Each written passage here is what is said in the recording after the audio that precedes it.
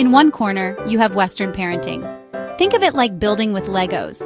You get a box of pieces, and the goal is to help your kid build their own unique, independent, hopefully not a disaster creation. It's all about self-expression, finding your own path, and maybe, just maybe, becoming a tech billionaire who can buy your parents a nice house. The entire system is geared toward creating a self-sufficient individual who can stand on their own 2 feet, make their own choices, and confidently tell their therapist all about it later. Then, you hop on a plane, and you land in Somalia. The parenting philosophy here is less like individual Legos, and more like a beautifully woven tapestry. You're not just a single thread, you're part of a larger picture connected to everyone around you. Raising a child isn't a 2-person job for mom and dad. Oh no, it's a community project. Your auntie, your uncle, the neighbor from 3 doors down who saw you climbing a tree you shouldn't have been climbing, they all have a say. The goal isn't just to raise a successful individual, but to raise a respectful, responsible member of the community who upholds tradition, honors their elders, and understands their place within the whole. Now imagine taking that beautiful, tightly woven tapestry and trying to hang it in a modern art gallery that only displays single, abstract sculptures.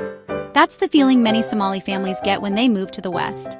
Suddenly, the village that was supposed to help raise their child is gone.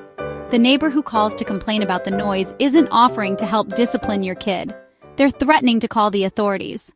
In the West, we love the idea of the individual. From a very young age, kids are asked, "What do you want to be when you grow up? What's your favorite color? What are your feelings telling you?" It's all about nurturing that little flame of individuality until it becomes a roaring bonfire of selfhood. Parents are encouraged to give their children choices, to validate their emotions, and to foster independence. Contrast that with the Somali approach, where the central value is not me, but we. The community, or bulshada, is everything. A child is not just their parents' child. They belong to the clan, the extended family, the entire neighborhood. Respect for elders isn't just a nice suggestion.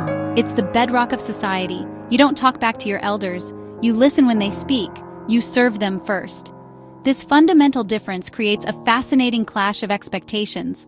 A Western teacher might praise a child for confidently questioning a lesson, seeing it as critical thinking. A Somali parent might see that same behavior as disrespectful. They might wonder why the teacher is encouraging their child to challenge authority instead of listening obediently. Similarly, a Western parent might worry if their teenager isn't showing enough independence, while a Somali parent might be proud that their son or daughter still lives at home, contributing to the family and caring for younger siblings. Discipline. The fun part of parenting, right? In the West, discipline has become a science. We have gentle parenting, positive reinforcement, timeouts, and the dreaded removal of screen time. The idea is to correct the behavior without crushing the child's spirit. You explain why what they did was wrong. When you drew on the wall with a permanent marker, it made mommy feel sad because now we have to repaint. It's a conversation. Now, let's step into a Somali household. Discipline is often swift and direct and a community affair. You don't need a long conversation about mommy's feelings when you have the look. Every person who grew up in an African household knows the look. It's a silent, laser-focused glare from a parent or elder that communicates disappointment, warning, and consequences all in one go. It can stop a child in their tracks from 50 paces away. The authority structure is also completely different. In a typical Western family, decisions are increasingly democratic. Parents might hold a family meeting to decide on a vacation spot. Teenagers negotiate rules. In a Somali family, the structure is hierarchical and crystal clear. The father is generally the head of the household, but above him are the elders of the extended family. A grandfather's or uncle's word carries immense weight. This is where Somali families moving to the West face a massive challenge. The disciplinary methods that were normal back home can be seen as harsh or even illegal in countries like the United States or the United Kingdom.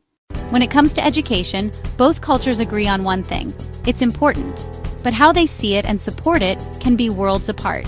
In the West, school is often seen as a partnership between the parent and the teacher. Parents are expected to be heavily involved. You get emails from the teacher, you go to PTA meetings, you help with homework that requires building a diorama of the solar system at 10 p.m. on a Sunday. In the Somali context, education is revered, but the roles are more defined. The parent's job is to ensure the child is fed, clothed, and gets to school on time with a respectful attitude. The teacher's job is to teach. There's a deep-seated respect for educators as figures of authority, so a parent would rarely question a teacher's judgment. The family also provides a different kind of education, one centered on religious teachings from the Quran, cultural traditions, and practical life skills.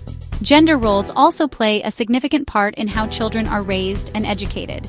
In many Western households, there's a strong push for gender neutrality.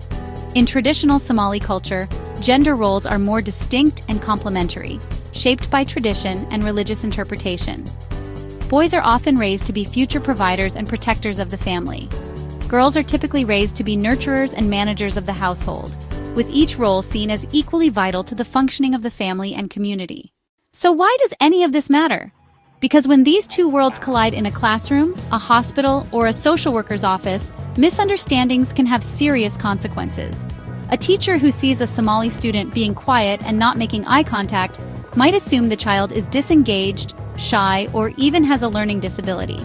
In reality, the child is likely demonstrating respect, just as they were taught. A doctor who asks a Somali mother about her feelings regarding her child's illness might be met with a stoic response, not because the mother doesn't care, but because her culture values resilience over open emotional displays. For educators, understanding these differences is crucial. It means recognizing that a parent's absence at a PTA meeting isn't a sign of neglect, but could be a sign of deference to the teacher's authority. For healthcare and social service providers, the stakes are just as high. A social worker who enters a home and sees an auntie disciplining a child needs to understand the concept of collective parenting before jumping to conclusions. They need to recognize that family decisions, even medical ones, might not be made by the parents alone, but could involve consultation with an elder. Ultimately, this isn't about deciding which parenting style is better. Both have produced generations of successful, loved, and well-adjusted people within their own cultural contexts. The Western focus on individualism fosters innovation and personal freedom. The Somali focus on community creates incredible resilience and powerful social bonds. The real goal is to build a bridge of understanding. For the Somali family, it's about learning to navigate a new system without losing their identity. For the Western educator, doctor, or neighbor, it's about looking past our own cultural lens and seeing the love, intention, and strength that lies at the heart of a different way of raising a child. And that's a lesson we could all stand to learn.